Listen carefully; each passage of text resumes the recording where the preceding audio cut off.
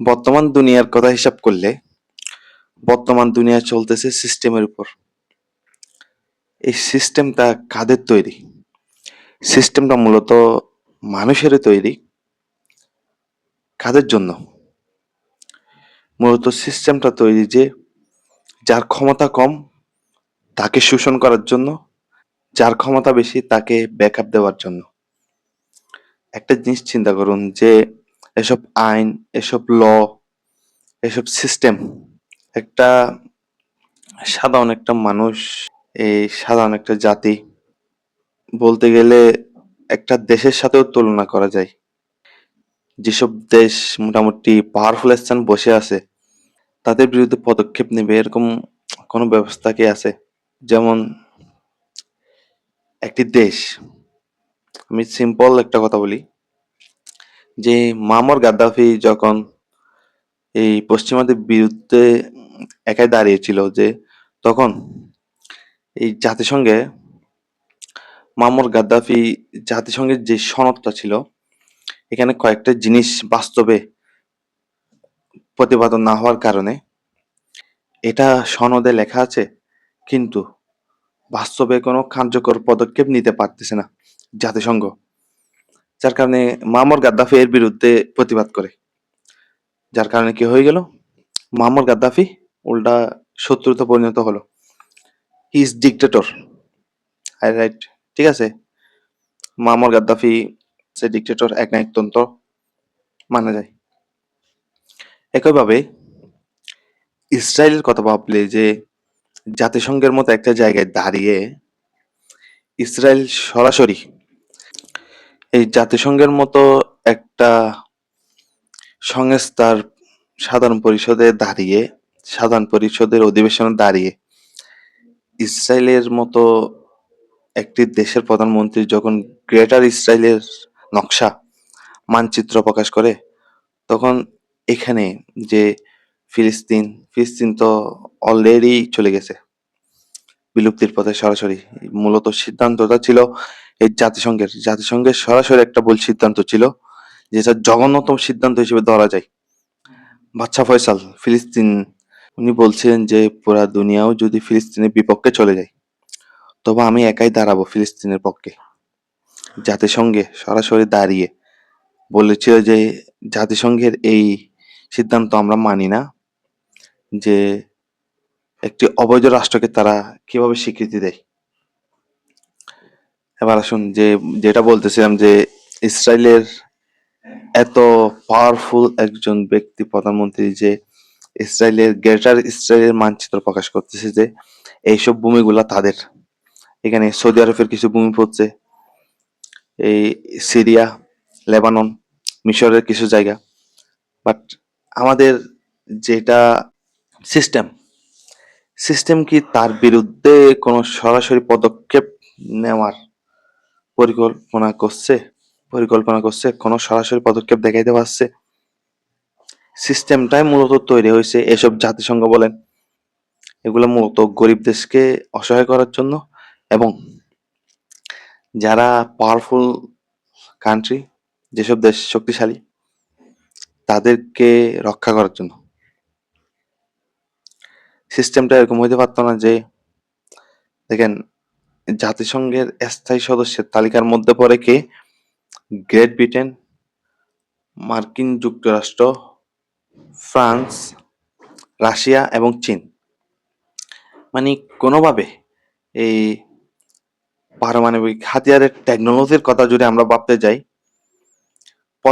প্রথমে আমেরিকা, তারপর রাশিয়া, তারপর গ্রেট ব্রিটেন, ফ্রান্স, চায়না, এরা যখন পারমাণবিক হাতিয়ারে শক্তিশালী হয়ে গেছিল, মানে কি ওদের হাতে পরমাণু চলে আসছিল, এর পরই কি করছে?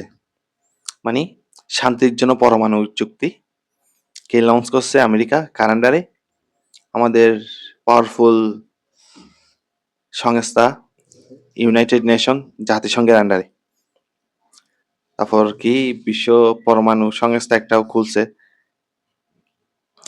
যেটা ইরানে, মানে ইরানের বিরুদ্ধে অনেক পদক্ষেপ নিচ্ছে। কি বলবো, এসব এই সুপার পাওয়ার যখন ইসরায়েল সরাসরি ওদের করতেছিল, পারমাণবিক কর্মসূচি করতেছিল, তখন কি যে আমেরিকা জানতো না যে ইসরায়েল এখানে কি করতেছে? সরাসরি শক্ত কোনো পদক্ষেপ নিতে পেরেছে। কারণ আমার ভাই, আমি নিজে যখন উকিল, ওই আদালতে আমি যখন নিজে উকিল, এখানে আমার ভাই অন্যায় করছে, আমার ভাই দুর্নীতি করছে, ওর বিরুদ্ধে যে দাঁড়াবে দরকার হলে আমি তাকেই লিগ্যাল নোটিশ দেব। কারণটা এরকম হয়ে গেল। এসব সিস্টেম, এটা মানুষের করা সিস্টেমের বেড়াজালে আমরা পড়বো। কারা? যাদের ক্ষমতা কম, তারাই। ক্ষমতাবানদের মূলত রক্ষা করার জন্য এই সিস্টেমটা চালু। না হলে দেখেন, যেখান থেকে স্বর্ণের একটা বন্ড প্রাইস, স্বর্ণের একটা বন্ড প্রাইস মানে আপনি একজনের কাছে কিছু পরিমাণ স্বর্ণ রাখতেছেন, এই স্বর্ণটা যে রাখছেন এর প্রমাণ। যে আপনি একজনের কাছে কিছু স্বর্ণ রাখতেছেন, গোল্ড গোল্ড রাখতেছেন, এর প্রমাণস্বরূপ আপনি ওনার থেকে একটা দলিল অথবা একটা কাগজে সিগনেচার করে নিলেন যে সত্যতা যাচাইয়ের জন্য। এই সত্যতা যাচাইয়ের কাগজটাই মানে ভবিষ্যতে গিয়ে যে আমাদের কারেন্সি আমাদের পকেটে পকেটে ঘুরবে, এটা কেউ বিশ্বাস করেছিল? পরবর্তীতে যে ধরেন 15টা এভাবে দলিল হলো, বাট যার কাছে আপনি স্বর্ণ জমা রাখছেন, ও কি করলো? স্বর্ণের জায়গায় স্বর্ণই রেখে দিল, বাট ওই দলিলের ফটোকপি বিক্রি করতে শুরু করলো, যেটার উপর বিশ্ব সিস্টেম একদম অটুট আছে। এই কিছুদিন আগে ইরান ইসরায়েল যুদ্ধে আমি একটা অদ্ভুত জিনিসের সম্মুখীন হয়েছি। আমি চ্যাট জিপিটিকে জাস্ট একটা জিনিস লিখছিলাম যে চ্যাট জিপিটিকে কিছু বলি না, জাস্ট ইরান ইরান ইরান লিখে চ্যাট জিপিটিকে সেন্ড করছি। তো চ্যাট জিপিটি আমাকে কি বললো যে ইরান ইসরায়েলের উপর হামলা করছে, এখানে ইসরায়েলের ক্ষয়ক্ষতি হয়েছে এবং 28 জন মানুষ মারা গেছে, 26 জন মানুষ মারা গেছে, এটা প্রকাশ করতেছে। একবারও কোথাও বলা হয়নি যে ইরানের এটা ক্ষতি হয়েছে, ইরানে এতগুলো মানুষ মারা গেছে। সিস্টেমটা এভাবে, সিস্টেম চলতেছে এভাবে। তো আমি চ্যাট জিপিটি থেকে প্রশ্ন করলাম যে ইরানের কোন রকম ক্ষয়ক্ষতি হয়নি? তো এবার চ্যাট জিপিটি আমার সম্পর্কে জানতে পারছে যে আমি কি কারণে ইরানটা লিখছি। সিম্পল একটা জিনিস দেখেন, অন্যান্য মিডিয়া বলেন, এসব বিবিসি বলেন, সিএনএন বলেন, আপনি সামান্য এই আল জাজিরা নিউজগুলা আল জাজিরা নিউজগুলো একদম প্রতিদিন দেখুন, বাস্তবতার সম্মুখীন হবেন।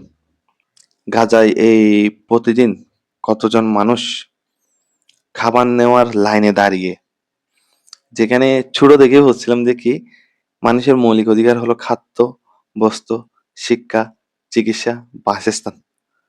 বাট গাজার মানুষের শুধু একটাই জিনিসই আছে, ওই রাস্তায় পড়ে থাকা ছাড়া আর কিছু নেই।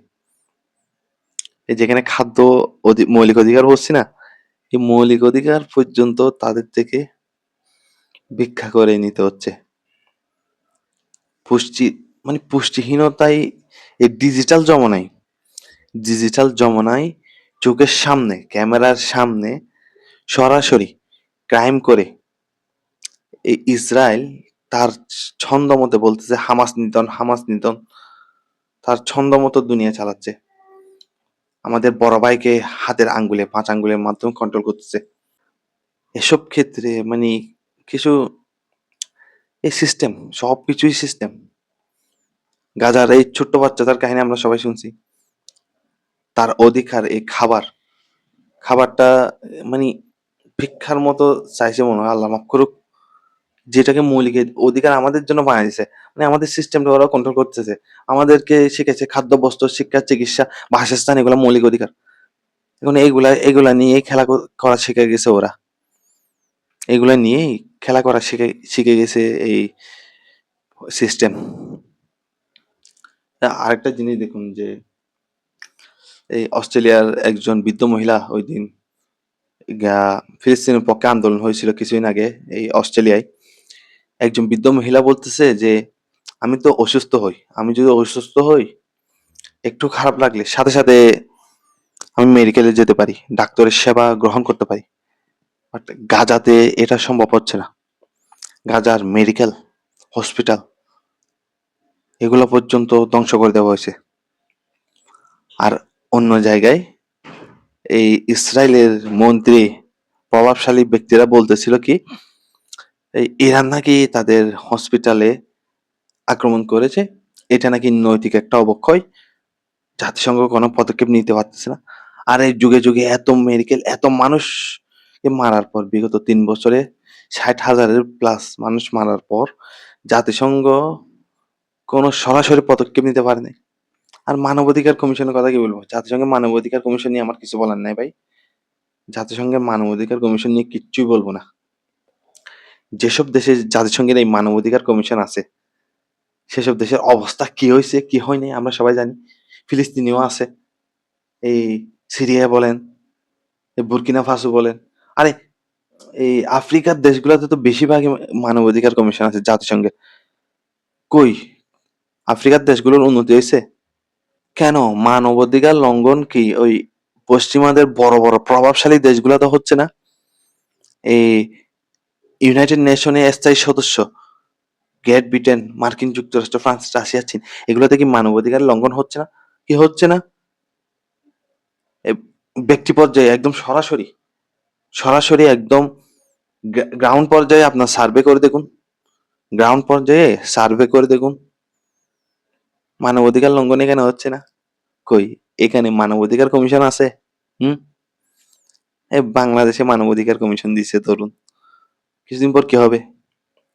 যদি ধরেন বাংলাদেশের কোনো একটা উপজাতি, কোনো একটা জনগোষ্ঠী যদি এরকম বলে যে আমি স্বাধীনতার জন্য লড়াই করতেছি, তখন মানবাধিকার কমিশন কি বলবে?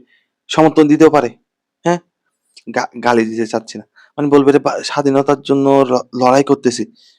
মানে স্বাধীনতার জন্য লড়াই করতেছি বললে যেমন আমাদের চট্টগ্রামে হলে স্বাধীনতার জন্য কোনো একটা উপজাতি বা কোনো একটা গোষ্ঠী লড়াই করতেছে। তখন এই মানবাধিকার কমিশন জাতিসংঘ কি করবে? তাদের সমর্থন দিবে। বলবে তারা স্বাধীনতার জন্য লড়াই করতেছে। পরবর্তী কি হবে? অঞ্চলটাকে আলাদা একটা স্টেট বানাই দিবে। তার মানে কি? বাংলাদেশ থেকেই তো গেল। অঞ্চলটা কার থেকে গেল?